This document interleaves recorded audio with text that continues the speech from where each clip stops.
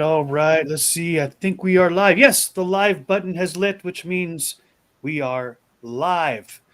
Welcome to MoJOE, episode 15 with D. Grant Smith, Kristen Brown, and I'm so thankful to spend this time with the two of you. Nobody has tuned in yet, and I could care less because I get to hang out with you guys.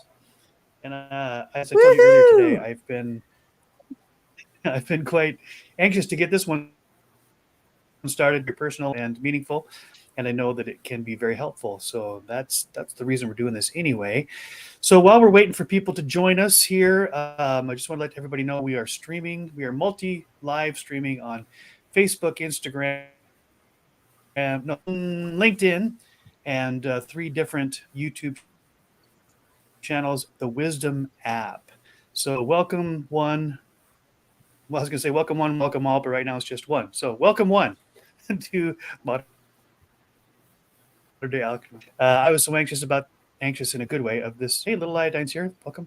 So excited about this particular episode. I sent direct links to anybody and everybody. We'll find out how many of those there actually are. So before we get into as always, will be some that will see this video and have no idea who I am or either one of you as well. At least that's my hope. So let's take a couple minutes. If you would each introduce yourself and give people a little idea of who you are, what you do, jump into the topic. So as always, ladies first. Hi, everybody. Kristen. My name is Kristen Brown. I'm an author, mentor, and speaker. And the core of what I do is to help people retrain their limited and false thinking that is contributing to their energetic vibration, that is creating an outer experience that they're not in love with. So when we reset that energetic foundation, then we naturally will call in better experiences and people to us. Sweet. And what did you forget? What do I always remind you to tell everybody? Oh, yes. I'm an international #1 best-selling author of The Recovering People Pleaser, a spiritual guide to reclaim your true worth and attract the love you deserve. Boop. On sale D. now at Amazon.com. Amazon. All right. I'll put the link over here D. too. Grant Smith. Okay. Oh, Greet the peeps, D. Grant. you guys are funny. My name is D. Grant. I Yes, am ma'am. the growth farmer. The growth farmer for personal development through the lens of spirituality and storytelling. And my specialty is helping you grow love within your inner garden, because your mind and your heart are a garden. And when you treat yourself like that, then all kinds of awesome experiences and transformation takes place. And so I get to be a master gardener with you in this development process. And I use a combination of real life stories and stuff that God's given me that's fictional, that helps you be able to see your own journey more clearly, and teach that and communicate that and grow with you. Awesome. Right I on. think Grant there's a Smith. delay. And I can vouch. Oh, got a delay. All right. Who knows? So, for those of you who are tuned in, you're catching a delay. It is Glitch Friday, and we're just going to work our way through it. So, I want to say hello to not only Little Iodine, who has joined us, but Dayal. I'm not even sure I'm pronouncing that right, but great to have you here. Anybody else who does tune in, the chat is open, the live chat, so you're welcome to type into the chat. We may or may not be able to bring that up on the screen. We are glad that you are here. Oh, wait, I was going to put Kristen's link below me if I can. There we go. So if you want to check out the Recovering People Pleaser, it's at go.ht/book. And D. Grant, you're writing, they just go to your website, right? Growthfarming.com. That's correct. All right. I'm MoJOE McCarthy, and as I like to say, I'm a playful polymath. I got lots of varied interests. As I just announced to my two friends here yesterday, I've been secretly working away on my very first book. I got the manuscript put together for 33,652 words. And so, and I also designed the preliminary cover art for my book, which it will be a compilation. Thank you both.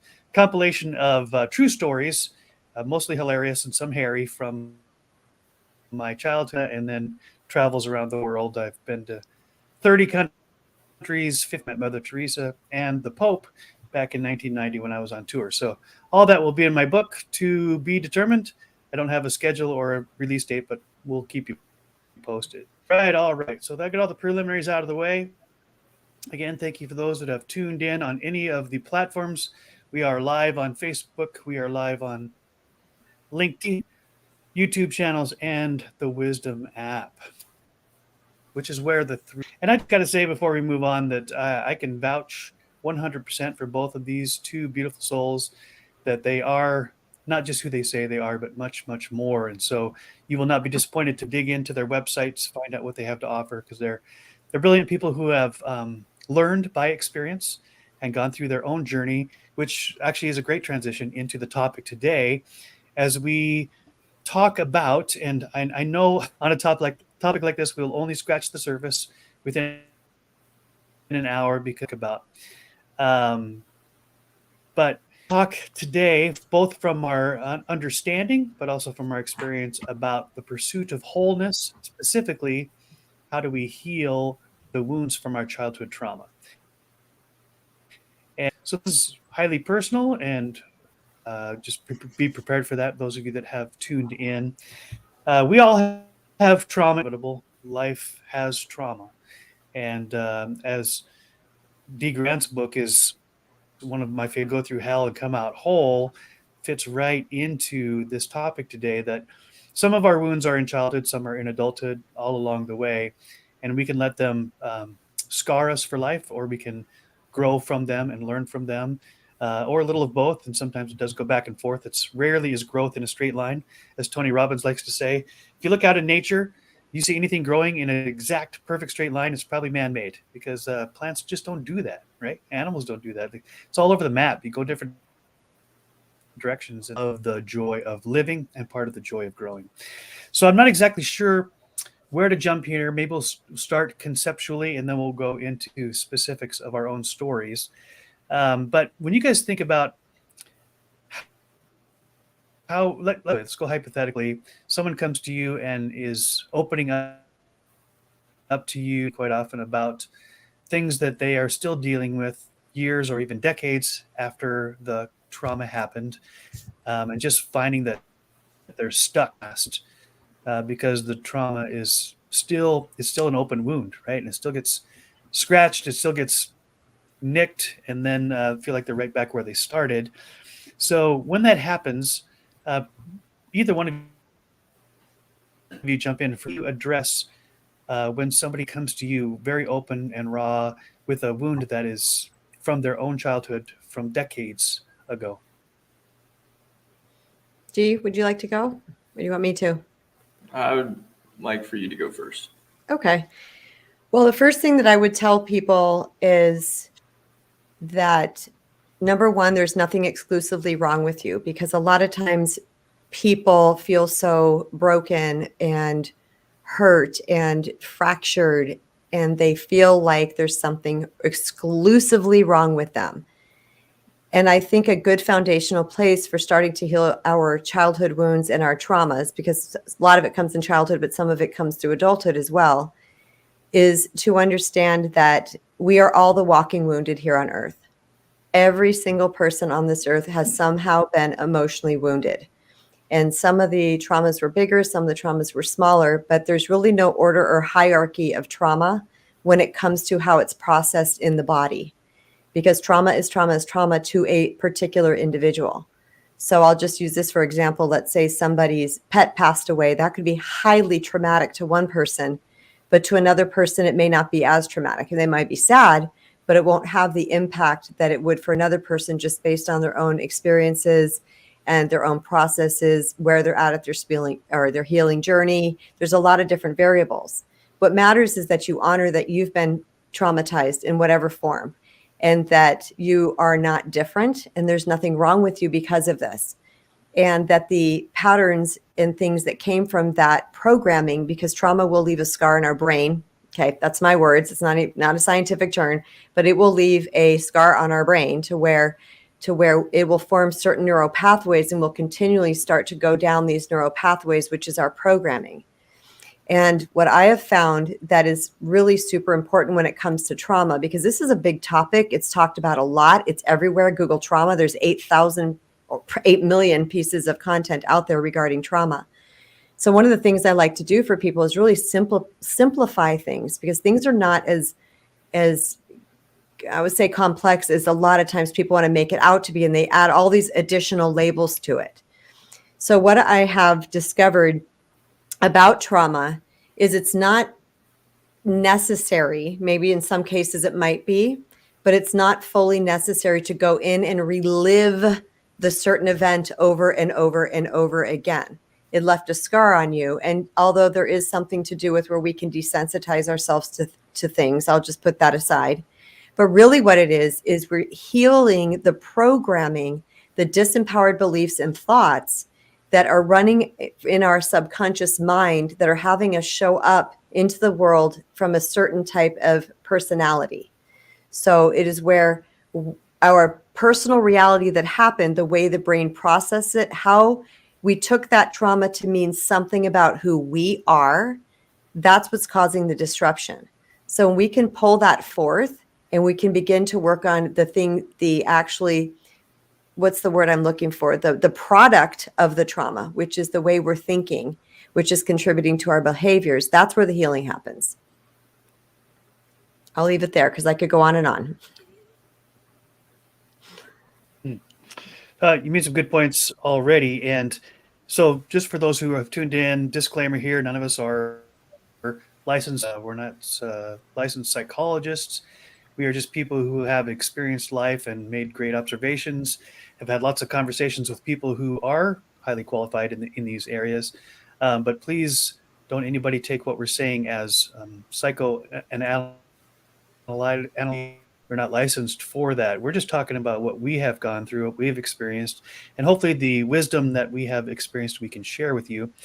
And I also wanted to throw in here early in the conversation, because it's so fascinating to me, this idea of a transitional care. I learned this from Mastin Kipp, Mastinkipp. I heard him talking, and really like his mission is to heal the trauma, heal everyone's trauma in the whole wide world. I mean, he's got one of these giant moonshot, visions. It's really his experience, his thought, his premise that if we can heal the childhood trauma, the wounds in our lives, then all of us then become healthier as adults, and then what we pass on to our children. Of transitional character, and he talks about how a lot of the patterns of being wounded and then acting that way are generational. So as we know, the famous phrase, hurt people, damaged people, damage people. Children who then pass on to their children, and it becomes a mad cycle of pain and suffering. And so Master Kipp talks about this idea of a transitional character, which I think he actually pulled that from another person that he studied. Just talks about the person who take all of that stuff, all the pain, the suffering, trauma, and turn it into something positive, heal it, and stop the madness, stop the cycle from one generation to the next, so it doesn't get past. That's my interpretation. Those are my words, not his. But I really see that as a powerful call to action, a reason, like the why. Why do we do this? Just so we can feel better, we can function better, but also so that we don't pass all of our wounds and all of our trauma on from one generation to the next. We can be the transitional character that finds a way to stop that cyclical madness, or as some people call it, the generational curse. So I just wanted to throw that. I know you got some stuff floating around in your brain right now, in your heart. Who? D? Yeah. Who are you talking to, dude? I guess that would be D. Grant Smith. Well, you cut out, dude, so I couldn't hear. I think Kristen talked. Cutting out. So there we go. I think Kristen said some very powerful, beautiful things. and I think one of the big things that she keyed in on is like when we're going through these, I guess, sort of awakening experiences where we realize that the stuff that we're working through or the things that are going on are not just stuff that has been things that have happened in our lives, but it's stuff that, you know, our grandparents and our parents and our great grandparents went through a version of, and, you know, generational issues. And something you mentioning Maston Kip, I think, is a big deal, Joe, because one of Maston's big ways of bringing healing is balancing the nervous system. And this is something that we don't learn. We don't learn that when our nervous system is out of whack, and when, you know, how are we dealing with stress? How are we going through grief? All these different things that have a gigantic effect on our nervous system. What's also in our nervous system is our DNA, and DNA gets passed on along by bloodlines. And this is something I learned not that long ago, but our family dynamic, the traumas and things that our parents, grandparents, great-grandparents go back however many generations, all that stuff is carried in our DNA. And so there's a lot of things that we are processing through. There's a lot of like insecurities and fears and subconscious, unconscious things we're not even aware of. We didn't ask for. We didn't necessarily even we're not aware that it's going on. We inherited it. You know, like we moved into great grandpa Jack's house, and it came with a bunch of crap. And we open a closet door and we find all kinds of stuff that we didn't know was even there. And that's what's going on inside of us a lot. And so one of the things that, you know, Maston talks about this, and actually I see it as a way of incorporating something we talked about a week ago or 2 weeks ago, Ho'oponopono. Because what Ho'oponopono does is it cleans out the programming, cleans out the conditioning, cleans out the stuff that is inside of us that we're not aware of. We can see the ramifications of it. We can see the reflection of that coming back to us in relationships and experiences, but we don't know what the origin is. We don't know how to solve the puzzle or fix the problem. And oftentimes, one of the big things that can get in our way is trying to fix the problem because we think the problem is us, just like what Kristen said. And we're not the problem. Actually, one of the coolest things I think we can do is eradicating the idea of problem from our consciousness and getting out of the mindset of having to fix something or having to solve something. There's a lady I've been following on YouTube. Her name is Rose. She's a former psychotherapist that spent a lot of time helping people in psychotherapy, but came into this realization that this is all the same story over and over and over again. Yep. And what really is here is what is it that I'm telling myself on the inside of me? What is my truth? And she really got into studying Neville Goddard and several other people, and that's kind of how I found her. But we talk about a lot of the same things. But I understand and I'm mentioning this, Joe, because you mentioned us not being psychotherapists. And what's interesting is people that are psychotherapists or used to be psychotherapists are now talking about these more holistic forms of healing all different types of trauma and realizing that it's not just a matter of us working on what's going on in the mind. The mind is powerful, but us coming into our divine selves, that's really where the answers are. Can I expand on that a little bit? Want to see that we. Yep, sure, absolutely. Go, Kristen. Okay. Do you need to say something, Joseph?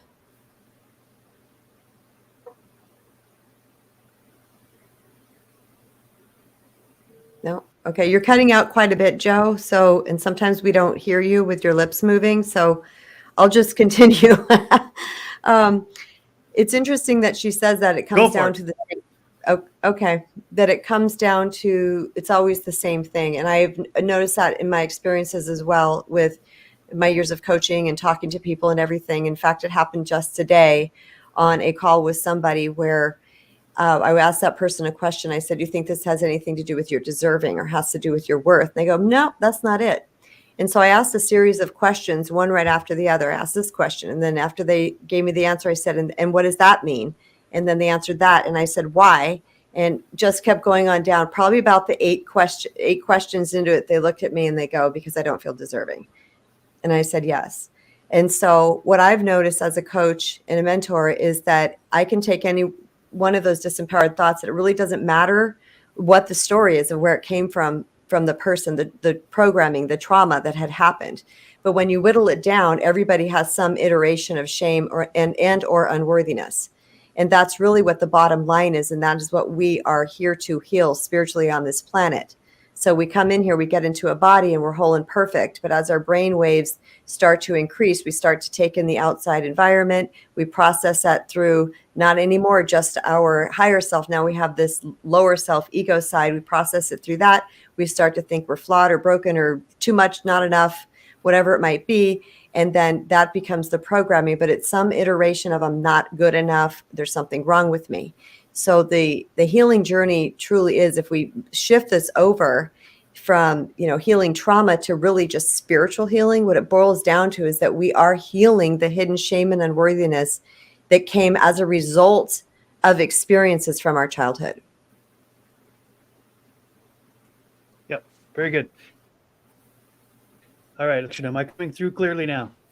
Anybody? Still. What are you asking, Joe? You're frozen now. I was asking if I was still cutting out. Yeah. We'll get it figured out. Great.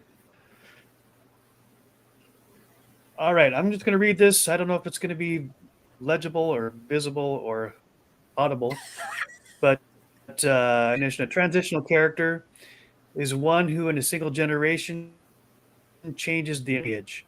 The changes might be for good or ill, but the most noteworthy examples are those individuals who grow up in an abusive, emotionally destructive environment and who somehow find a way to metabolize the poison and refuse to pass it on to their children. They break the mold, the observation that abused children become abusive parents, and then on that quote goes. That's not Maston quote's direct quote. He uses this from another person, an author whose name escapes me at the moment, but you can certainly look that up, Google, get the definition and the source. Okay, we've been about this discussion already, and we've talked very kind of theoretical about it, even though it's very much grounded in reality. But I want to make it real and raw and personal, and I'll set the example here. Am I coming through clearly, or am I still cutting in and out? Right now, you seem to be okay. Do you want to put you on the main screen? Oh, right. Yeah, main screen. There we go. Let's see if we can. There we go. All right. So, as Kristen and Dee Grant both know, and a few of you who might have listened in on Wisdom many months ago, I shared pretty good detail, healing from some of the most traumatic events of my own childhood. And to make a long story shorter, when I was 15 years old or so, there was a man in our church who was a minister, and I thought he was befriending me, which he was very. And then over time, only came to find out that he was grooming me for an opportunity to molest me, I guess was the right word. I was totally ill prepared. I'd never been. I mean, this was in the 1970s. Nobody really talked about that, especially in church setting, and I had no even concept that this was even a possibility. It came as quite a shock, and I had no idea what to do, what to say, what not to do, etc. So it went on for a couple of months until my mom, thankfully, was very attuned to me, and she didn't know what was wrong, and so she started asking questions. Are you okay? Because you don't seem like you're yourself. I'm like, no, Mom, I'm good. I'm fine. Just going through a funky time. Didn't want to talk about it. Totally confused, ashamed, really hurt, right? All these type of things to them. And eventually my mom just kept coming back to me very deep from time to time, just saying, hey, you're just not yourself. You don't have that same joy and smile that you normally do. Anything you want to talk about? So, eventually I eased into what was happening, and and then we went in and filed a report. But because it was the time that it was, public hearing, I didn't get any counseling, right? And I didn't know any different. I didn't know if that was good, bad, or otherwise. I was just happy that the madness had stopped. And I sort of just kind of put it in the background and said, okay, that's done. That's in the past. I'm not going to let it bother me anymore in my head.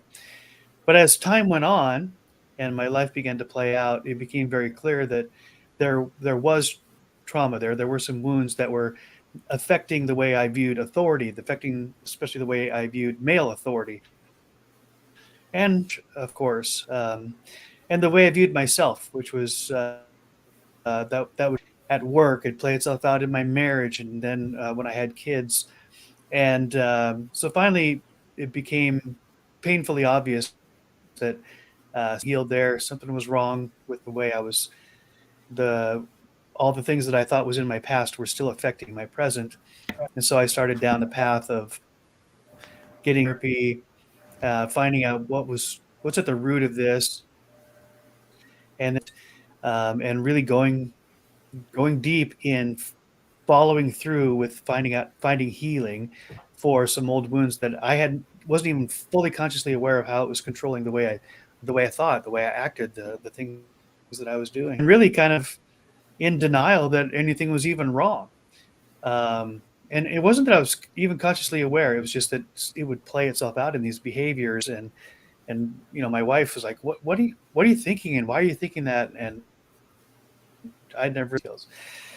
So, again, I'm trying to condense the stories here, but once I got into the therapeutic setting and was be able to freely remember and talk about the things that I had gone, there was this one point that was truly transformative. I went to an intensive 3-night or 3-day, 2 in a different state, and they have a whole system set up, and started going through that system. And one of the sessions was a drama type of setting where they had us role play and recreate the most traumatic moments of our childhood, but not as the victim. We didn't play ourselves. We played either someone else that was there at the time, but did for your own self as a child what should have been done, or step into the scene as a brand new person who wasn't there at the time, and then do for yourself what should have been done at the time. And so I got the choice. So somebody else was playing me and the other people in the situation, and I played myself as an adult. I played myself as a 50-year-old, and I came into the situation that was being played out where my younger self was one of the other characters, and I was able to, in a very demonstrative, physical way, save myself from that situation, pull myself out, kick the butt of the perpetrator, call the police, get in therapy, all the things that should have been done that hadn't been done decades before. And even though it was all just a recreation and in my imagination, something absolutely shifted dramatically in that exercise, because I was empowered to take my healthy adult mature self into the situation and do for my 15-year-old self what hadn't been done. And that was the beginning of a beautiful transformation in my own journey of healing from very traumatic wounds in my childhood. And then eventually I was able to call the authorities, to make the report that was never made, even to hire a legal counsel and go through a civil lawsuit. And I wasn't in it for the money, and there really wasn't much money to get. I was in it for closure and for the empowerment of being able to defend myself, to speak the truth, what had happened, and also that if there was any chance that somehow I could help some other kid, that to save them from the trauma that I'd gone through, then that was motivation enough to go through that whole experience. And it is very, very healing, very freeing, that the secret scars and pain that I'd held way down deep and didn't talk to anybody about for all these years, now I was out in the open, and as will come as no surprise for those who know me. The more I talk about it, the less control it has over me. And now I can speak about it freely with no shame, no guilt, no fear, just matter of fact, because it is what it is. And I'm not that person, right? I'm not the 15-year-old. I'm not the victim. And I think that's such a big key in this whole conversation, is that inside of me, my child was still victim. And I learned that I have a responsibility, not in the terms of I was responsible for what happened or I was the cause, but in the victimhood. And I have a responsibility, an ability to respond as a healthy adult, to go back and do for my 15-year-old child what was never done. It's my response ability, not the blame, but just the ability to respond. And it's super empowering and freeing and healing. And I highly recommend it to anybody to look into that, or at the very least, just to break the bonds of secrecy. Talk to somebody, a trusted friend, counselor, somebody who will listen to you without judgment and just allow you to get that out of your system. So I'll pause there. That was a lot. It wasn't a lot. It was good, and it was very serving. And it's in those vulnerable shares that we can share with people that they start to think, wow, maybe, it's, first of all, it's not just me, but second of all, this is 100% doable. And you said something so important, Joseph. You said that I didn't know was even there. And that's the whole point of this, is that this is unconscious wounding. And I feel like the more that we can be aware that we have been wounded, deeply wounded inside, that has delivered a story into our consciousness that we are now living off of. It's delivered a story, but it's in our unconscious still, which is driving these behaviors. And likely people around us are going to notice before we do. And they're going to call us out on our shit. They're going to say, what is that freak out? Or why are you wigging about that? Or because it's just for people that don't have wounding in that exact area, or their wounds are something else, your triggers and the way you're responding are going to be like, whoa, this is outside the common, like what a normal person would do, an average person would do in this situation. So I believe, once again, that awareness is key. It's pay attention to what's being said to us. It's pay attention to our own patterns, because we have this beautiful system inside of us that knows when we're in alignment with our higher self, our truth self, and it knows when we're not. And if we really start to get in touch with our emotions, we're going to get really adept at recognizing when we have stepped away from that authentic self and we are showing up in a way that has wounding attached to it. So I think that's a brilliant share. And I love the point. I just wanted to magnify this for a second, that you said, now I can share my story with no shame. Because back to what I was saying, it's the shame and unworthiness that comes from the trauma. That's, likely what's happening, not typically with like something that has to do with the armed forces and booms and things coming. That's sort of different, but these emotional wounds that happen inside of us. And when we know that we're healed, or at least through a large majority of the healing, is when we can share openly. That's a huge indicator that we know we've done some amazing work and we showed up for it, and we started to reset that foundation, because that exercise you described is literally, that's the reprogramming right there. The programming before was no one was there for me, nobody helped me, whatever it might be, whatever it was for you. I don't want to put words in your mouth, but you reprogrammed it to go, and your brain doesn't know the difference between reality and what you tell it to know.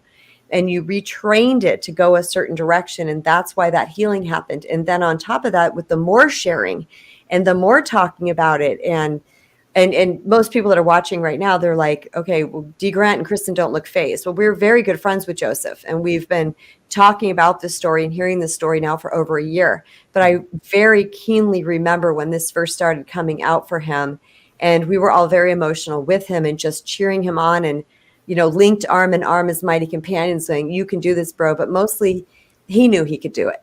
And so that's what I think is important. And Alexander just said sharing is the key. Yes, anything that we are keeping hidden, we cannot heal, period. Anything that is in the darkness, then we're dealing out here with illusion. We must bring the truth forward so we can look at it and we know exactly what it is we are addressing.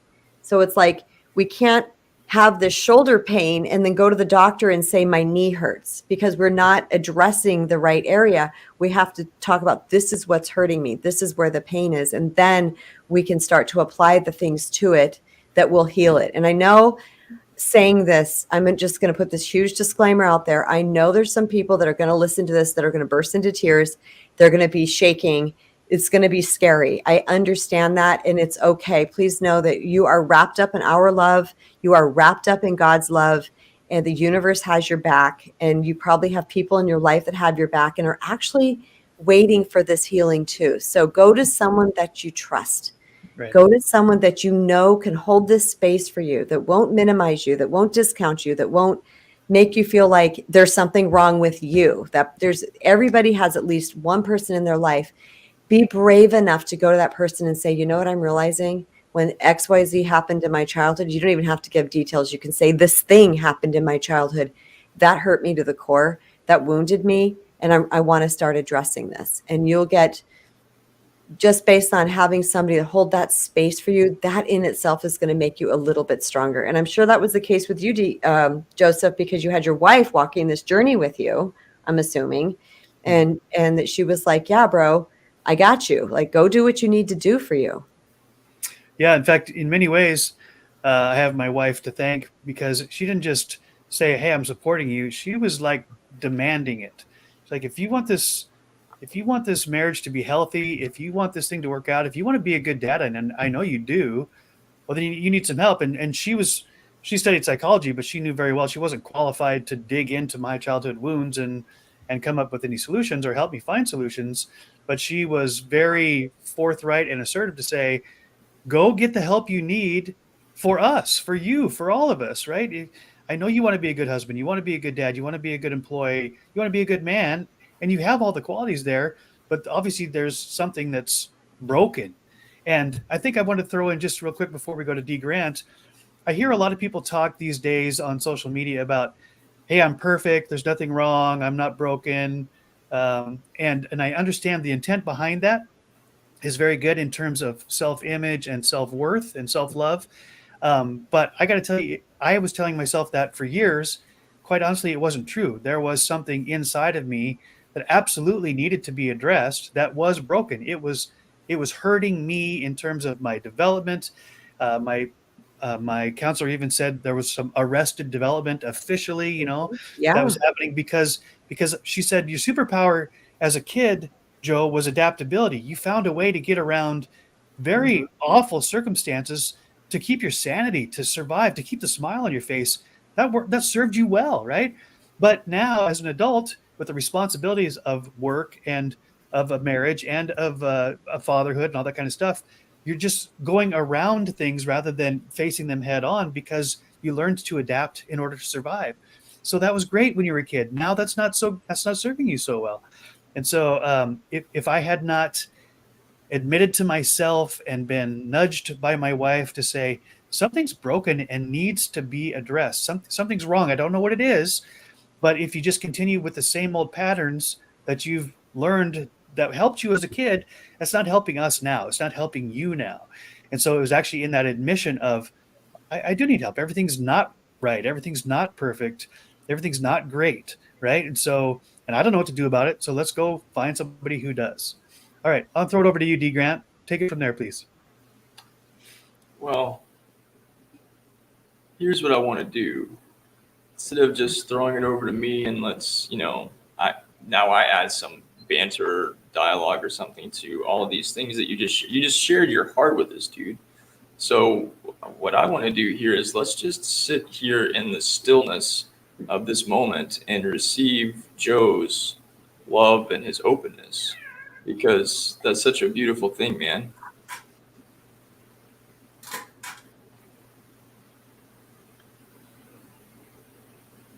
I sure do appreciate that, Dee. I think you're very sensitive to that. And I think what I would love to hear your perspective, not on my experience, but on how you, because I know the two of you well enough to know you've all been through your own hell, right? And you found ways to still be attached to believing that God is love and that he's got a good plan for your life, right? And there are people who, they just can't ever believe that again, right? They go through hell and they say, if there was a God and he had any say whatsoever, he would never have allowed this, or how could a loving God, you hear those questions all the time, right? And So I've been through my own hell, and you guys have as well. And yet I know you both well enough to say you haven't either decided there isn't a God, or that if there is a God that he sucks, but that he actually still is love. Well, how do you do that? I think that's the question on a lot of people's minds. How do you reconcile that? So take that from however you want, Dee. Well, I think that that's a very personal question. I know how I came into the realization that God is love, and that I'll just be honest, I've had very, very powerful, very strong, very passionate outbursts directed at God that have not just bordered on anger, but have been just full on vitriol, like I'm screaming my guts out. Same. Me too. Two hands. Two hands. Yeah. And Guilt is true. so, here you've got the three of us openly admitting that we've, and I'm talking about recently, like in the past 3 weeks, this journey that we're on, this continual healing, continual growth, continual transformation journey, it's a journey. And none of the three of us are living necessarily the, Instagram supermodel success stories. I believe most of those are bullshit because it's just not human. The human story is beautiful. And the human story is full of all kinds of wonder and all kinds of happiness and all kinds of bliss and all kinds of success, however you care to name that and describe it. It's also full of all kinds of craziness. And it's full of all kinds of unexpected things that, like, I'm processing right now the realization that I have believed the bullshit old story for so long, and I've put so much of my focus on it in a variety of different areas. And because I put my focus on it, I'm trying to find the answer to it. For me, this has been something that is attached to trauma and other things. But I recognize that the more attention that I'm giving to this thing that I don't want, the more power that it has. And if I really want that thing to go away, I've got to do what my higher self, God, has been asking me to do for the longest time. I made a video about this today. I had an experience yesterday, and I'll be very brief with this. I coach, I teach, I lead people, I grow my community, and then on the side, I do some tutoring work. And so I had one of my tutoring students yesterday. I've had the same kid several times for the past several months. And we had an experience a couple days ago where he just is talking his brains out. And I was trying to get him to be quiet so we could just, focus on, but like he was inserting his own opinions, not looking at the lesson that was right in front of him. And I finally had to get a little stern with him. I'm a very gentle person, but finally I was like, look, dude, we're not doing this anymore.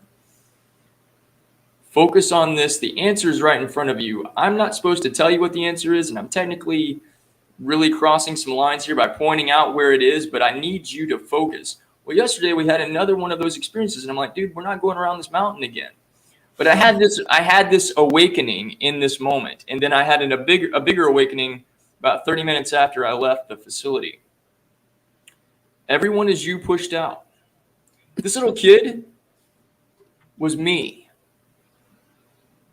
because I do the same effing thing in my spiritual life, where I think that I know what it is, and God needs to jump on board and get with the program. Right. For real. So true.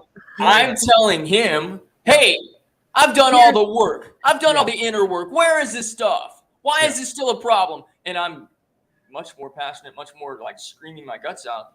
And God's just sitting there like, I'm going to bring you an 8-year-old little boy.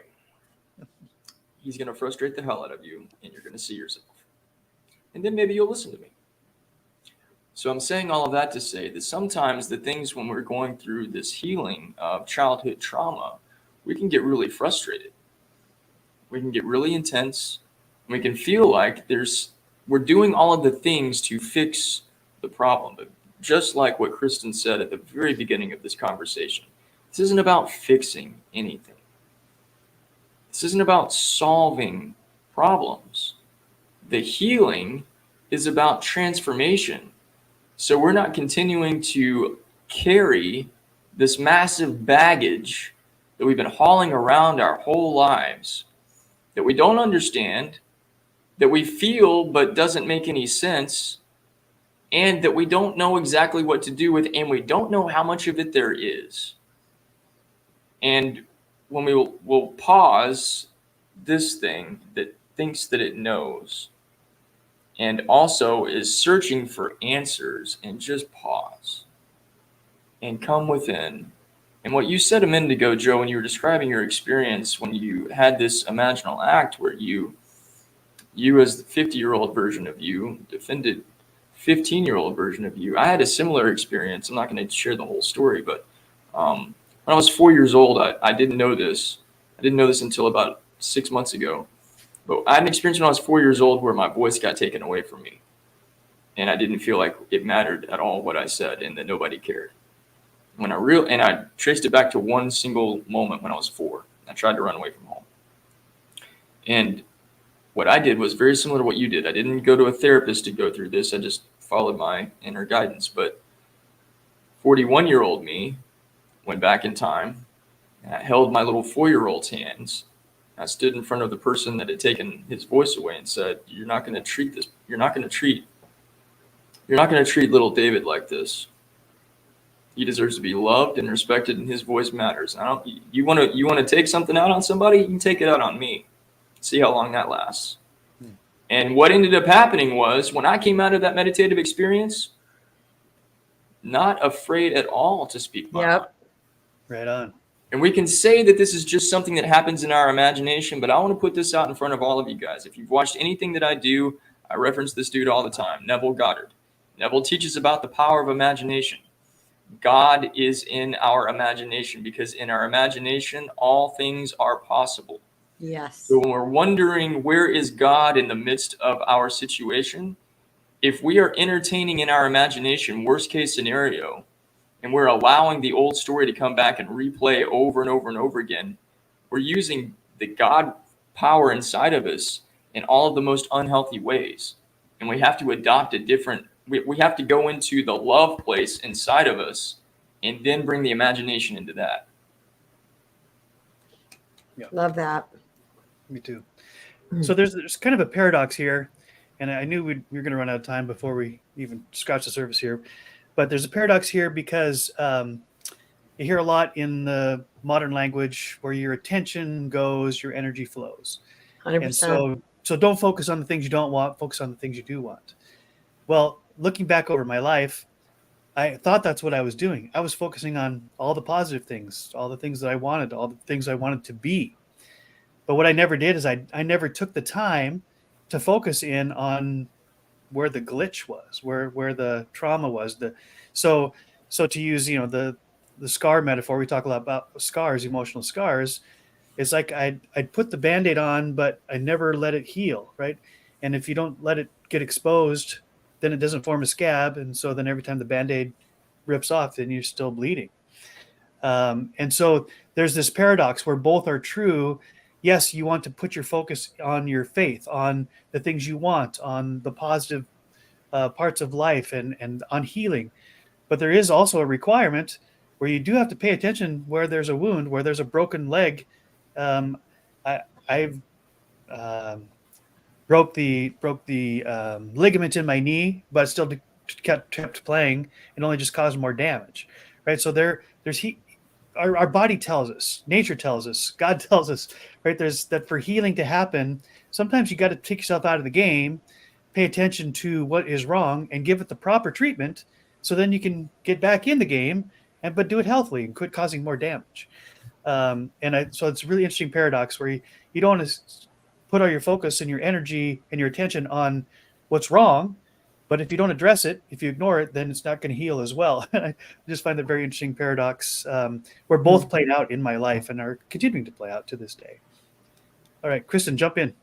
Sure. I can add to that and say that this entire journey is about reclaiming our personal power and returning back to the unconditional love of self.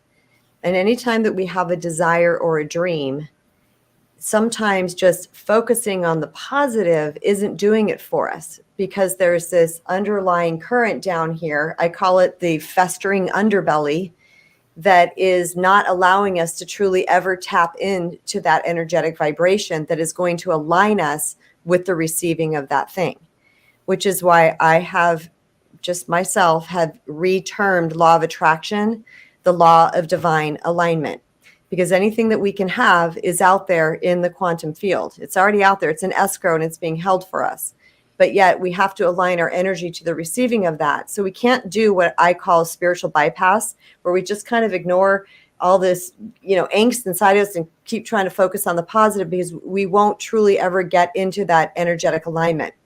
So I believe that what this whole journey is about, it is about our process of unbecoming what we were, so that we can return back to the unconditional love of what we are. And that is why some people might flourish at careers. Like they can manifest in their career like a mofo, but their personal relationships or the romantic relationships are suffering, or health, or vice versa, however way you look at it, is because their wound is in alignment with a particular area and not the whole gist of life. So I believe it's healing that within. It's just finding those things. And I don't feel like you said, we can't put frosting on dog poop and think that we're going to manifest. We got to dig in and truly believe that truth about ourselves, which leads me to what you were saying about going back and addressing that small child. I have a practice and a meditation. First of all, I have a practice that I did with my own self. And this is without therapy, you guys. This is without therapy. Therapists had let me down. I'm not dissing all therapists. I'm just saying they had let me down. So I decided to rely on the best possible therapist, which was the universal intelligence that knows everything, that I'm comfortable calling God. And I got really quiet, and one by one, these messages came in. And God didn't say, just focus on the positive, Kristen. It said, where are you the common denominator in your relationships? And I won't get into my whole story, but that was my next step, is understanding where I was fractured away from myself. And once I started to do this healing path, one of the things that I did is I went back again through the guidance of my superpower, not the guidance of any person. I went back and I addressed little Kristen.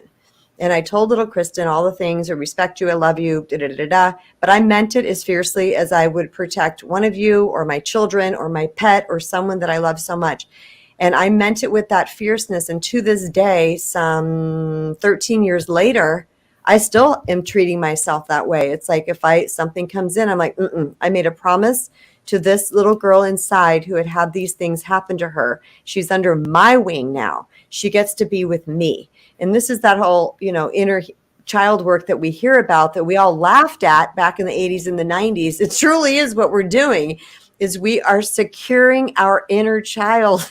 We're securing it so that that child knows that they are worthy and that they are safe. And let me tell you something, a worthy and safe individual presents completely different in the world than a person who is unworthy and unsafe. 100%. So good.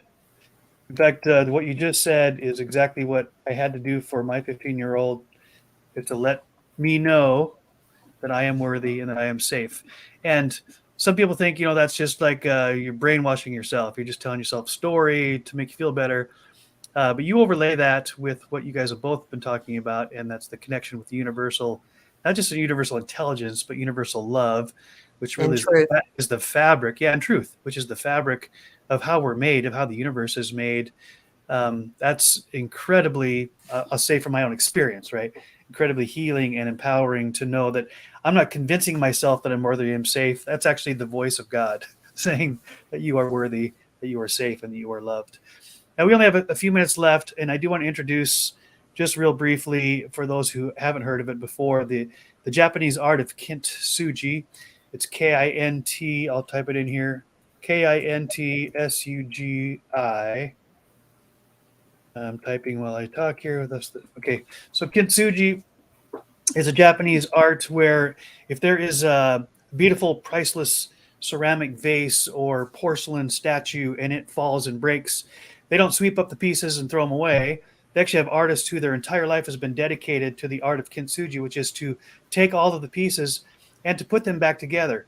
but not to put them back together so that it looks like nothing ever broke, but to put them back together where in the seams between the pieces, they weld it together with a precious metal like gold or silver or platinum, which actually creates a unique pattern to that particular piece of artwork. Because as we all know, when something shatters, it doesn't shatter. No two vases would ever shatter the same. So Yeah. now the seaming work, the pattern that has been built when the vase is put back together or the statue, not only is it beautiful because it's made out of precious metal, but it makes it even more valuable because it now has a unique signature that no other vase, porcelain, whatever piece of art will ever have, because nothing would ever break that way or be put back together that way. And I could go on and on, but to me, that is such a powerful reminder and a metaphor that the God who loves us and who created us, however we've been shattered, and we all have our own unique story, right? So we've been shattered in a way that nobody else has. Now there's familiar and similar emotions, as Kristen talks a lot about, even though the circumstances are quite different.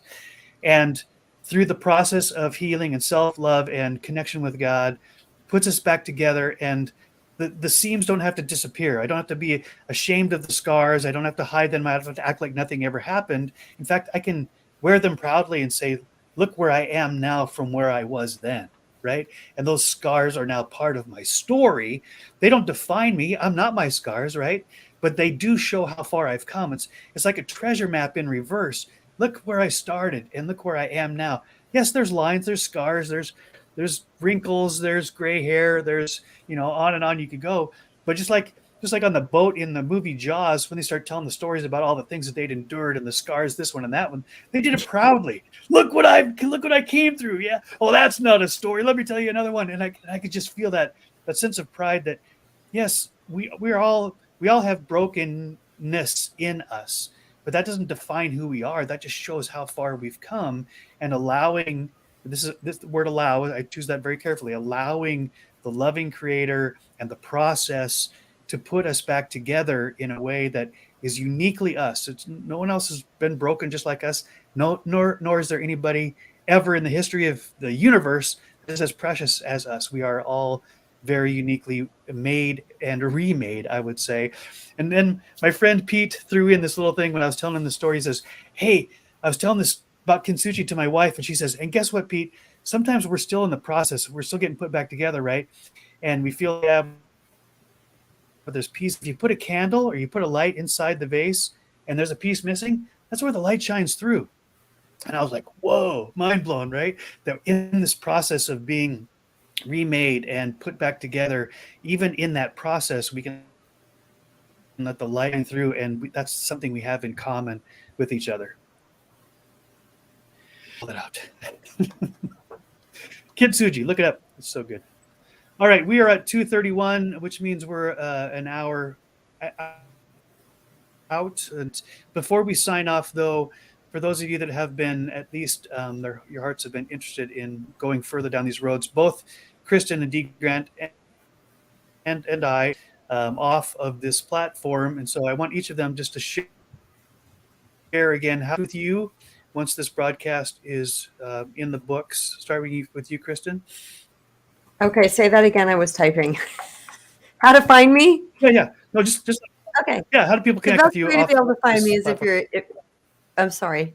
If you're tuning in on YouTube, it is at Kristen Brown. Pretty simple. And there you go. KristenBrown.org is how to find me. And I have actually some free resources. If you go to this KristenBrown.org/resources page, you can download some. Oh, hey, Lois. You can download some pretty cool shiz. So you can find me on YouTube. I'm sorry, on KristenBrown.org. And I also have my social channels up there. So thanks, everybody. All right. D. Grant, how do people connect with you? Well, I typed it in the chat box there too. I'm at D. Grant Smith here on YouTube. Well, I say here on YouTube. That's where I'm broadcasting. And also growthfarming.com. I've got some free resources there too, including 2 free books and 2 free courses and all kinds of stuff to bring more love and happiness and peace and healing into your experience. Right on. Oh, yeah, we got the As triple always, this going. hour has gone. As always, this hour has gone way too fast, but I appreciate both of you for your time, your love, your intention, your wisdom, the heart with which you both share and listen, part of communication. And to all of you who have tuned in, even if it was your time, energy, and intention with us, it's our hope and our prayer that this is helpful, that you took value from this, and that it may spark that will bring you closer to wholeness and wellness in your own journey as well. So thank you for those that were active in the chat, for those that were listening in. Again, next Friday, not sure exactly what time, but it'll be Friday afternoon Pacific time. Just look for the announcements on that as well. So for Joseph MoJOE McCarthy, you can find me at mojo.studio. And for Kristen Brown and D. Grant Smith, thank you so much, and may your healing journey continue. Amen. Bye, everybody.